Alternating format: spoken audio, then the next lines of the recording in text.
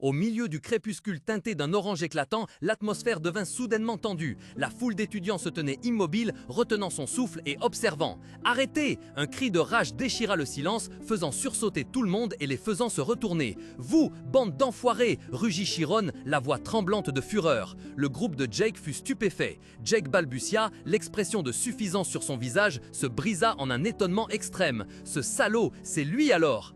Amy était ligotée par la magie de Jake. Ses yeux s'ouvrirent en grand, remplis de confusion et d'incrédulité. « Toi !» Chiron se tenait là, haletant après avoir couru une longue distance, sa poitrine se soulevant violemment. Sa main serrait un bâton de bois brut, pointé droit devant comme un défi. Malgré l'épuisement, les yeux bleu azur de Chiron brûlaient toujours d'une flamme de haine, brillant de larmes refoulées par le ressentiment. Le délivri écarquilla les yeux de surprise, un sourire sinistre se déployant lentement sur ses lèvres. « Quoi? Tu es venu seul ?» La surprise se transforma vite en un rire jubilatoire. « Ha ha ha! Le prince est arrivé !» Jack brandit son couteau et les voyous se mirent à rire avec lui. « Oh prince, que vas-tu faire de nous ?» Amy se débattit en vain, ses cheveux roux flamboyants emmêlés tandis qu'elle criait avec colère vers le jeune homme blond. « Idiot! Pourquoi es-tu venu seul ?» Chiron Ariane se tenait là, le regard ferme mais l'esprit troublé. Comment est-ce possible? Même s'ils sont plus nombreux, comment peuvent-ils maîtriser un chef de section intermédiaire? Tant pis, Cherel a sûrement appelé les professeurs, je n'ai qu'à gagner du temps. Il serra fermement son bâton en bois, se rassurant. J'ai même déjà vaincu Riant en escrime, je peux le faire. Une aura puissante éclata autour de Chiron, une lumière magique bleue rayonnant intensément. Il rugit, sa voix résonnante à travers la forêt. Libérez Seigneur Amy immédiatement! Jack ricana en réponse à sa demande. « Tu es fou, si on la libère, vous ne nous attaquerez pas tous les deux ensemble ?»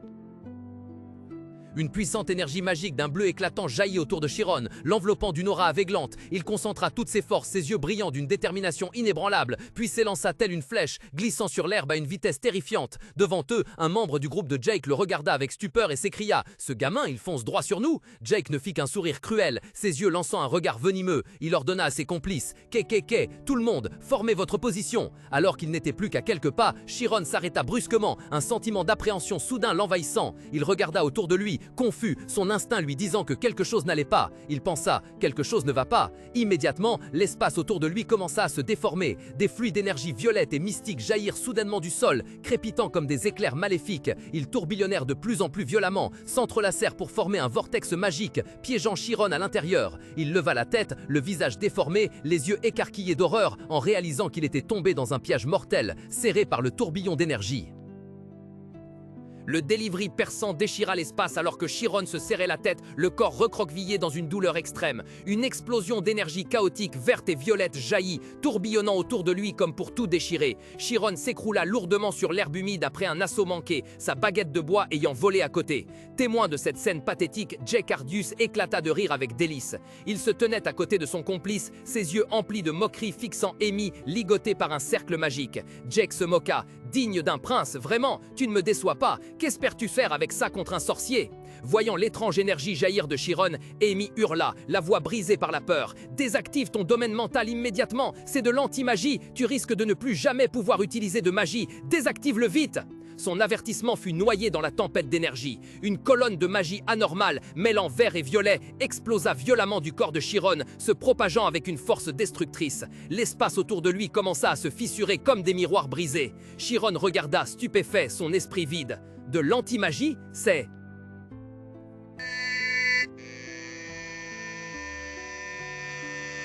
Amicarmi hurla désespérément. « Tu vas devenir fou, tu m'entends ?» Mais son appel ne semblait pas atteindre Chiron. Ses sens se dissonvaient, sa conscience, tel un miroir, se fissurait en 1000 morceaux. Une douleur déchirante l'assaillit, les images devant lui se brouillaient en éclairs violets et bleus aveuglants, le forçant à se raidir, l'impression que son esprit allait être broyé. Au milieu de son esprit en miettes, une image rémanente apparut. La leçon du défunt professeur était là résonna. Les mages doivent maintenir leur concentration pour survivre sur des champs de bataille chaotiques. La forme défensive est une forme qui empêche la région mentale de s'effondrer face à la plupart des tentatives d'interférence. Même sous la plupart des impacts physiques, elle ne s'effondrera pas et est également efficace contre la plupart des magies d'attaque mentale. Une étincelle de lucidité jaillit dans l'esprit chaotique de Chiron. Contre magie et région mentale, après tout, ne sont que des ondes. C'est ça, si c'est une vague, on peut y résister. Si seulement j'augmente la densité de ma région mentale au point qu'elle devienne impénétrable. Chiron serra les dents, ses mains agrippant sa tête.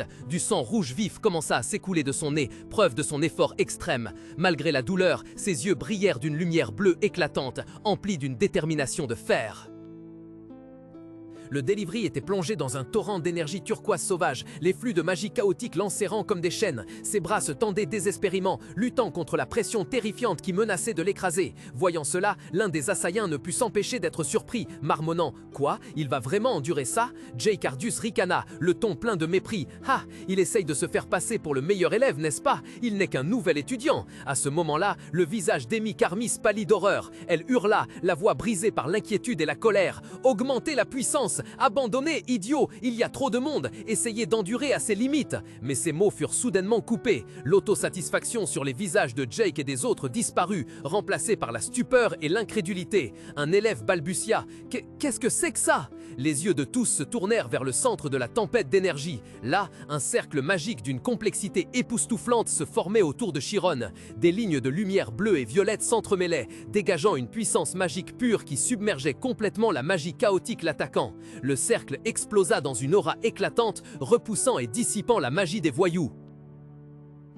Le Chiron chancelait au cœur d'une tempête magique. Des lumières bleues et violettes éclatantes tourbillonnaient autour de lui, formant un réseau de cadres géométriques complexes, scintillant comme une galaxie miniature. Le pouvoir était si pur qu'il semblait déformer l'espace environnant. « Encore » grimaça Chiron, la sueur ruisselant sur ses tempes. « J'ai besoin de plus de cadres encore !» Instantanément, de nouveaux cadres magiques apparurent, s'emboîtant avec un puissant écho, formant une structure défensive parfaite, rayonnant une lumière éblouissante. Les flux de magie noire verdâtre, initialement dirigés vers Chiron, furent maintenant renvoyés, fouettant ceux-là même qui les avaient créés. Les étudiants criaient d'horreur en étant attaqués par leur propre énergie.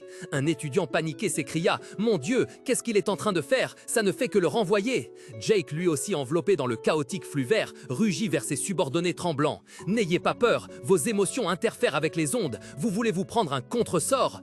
Face à ce chaos, Chiron resta inébranlable. Bien que son corps fût tendu sous une pression terrible, il serra les poings et une aura d'un vert jade jaillit de lui, pleine de puissance et de détermination.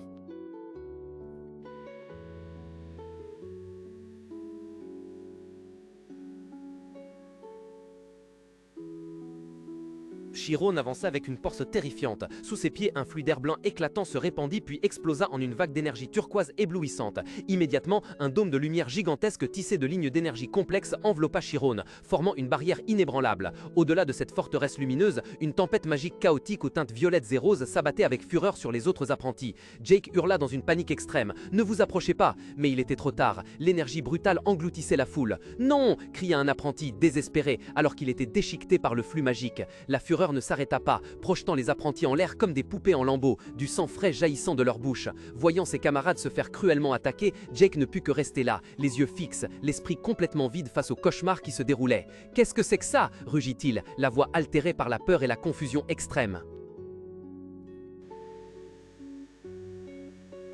Demi fut horrifiée de voir sa magie complètement désactivée. Puisque je ne peux pas utiliser le domaine spirituel, je ne sais pas ce qui se passe, pensa-t-elle avec anxiété. Soudain, une sensation familière se manifesta. Des flammes jaillirent violemment de ses mains, tourbillonnant dans l'air. L'énergie magique afflua de nouveau et Amy réalisa avec surprise « Le domaine spirituel, je peux y accéder, la magie anti-magie a disparu !» Mais avant que sa joie ne soit complète, le paysage environnant changea brusquement. L'espace se transforma soudain en un monde bleu onirique avec des lignes d'énergie entrelacées comme un gigantesque réseau de cristal. Les autres étudiants étaient tombés à ses pieds. Debout au milieu de cet espace étrange, Amy ne put s'empêcher d'être stupéfaite.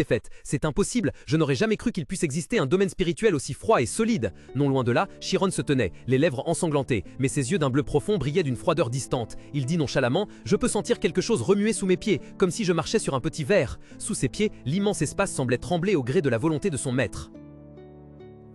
Le Delivery se tenait la tête, tremblant de rage et d'incrédulité. Il hurla, le visage déformé par la fureur. « C'est absurde! Tu te moques de moi! Nous sommes 6! Comment avons-nous pu perdre aussi piteusement face à un parfait inconnu comme lui ?» À ses pieds, les autres étudiants gisaient à plat ventre, inconscients après l'affrontement éclair. Jake hasarda. « C'est ça, ce salaud! Il est sûrement un étudiant spécialisé en anti-magie. C'est pour ça qu'il a eu une dérogation pour entrer à l'école. » Chiron et Amy, non loin de là, se regardèrent avec perplexité face à cette accusation infondée. La rage de Jake atteignit son paroxysme. Il rugit, libérant un flot de pouvoir magique bleu intense qui enveloppa son corps. « Tu crois pouvoir me vaincre dans un duel de magie ?» Une énergie magique tourbillonnante se précipita aussitôt, enveloppant Chiron et le soulevant dans les airs. Submergé par cette force soudaine, Chiron n'eut que le temps de penser « Gros problème !»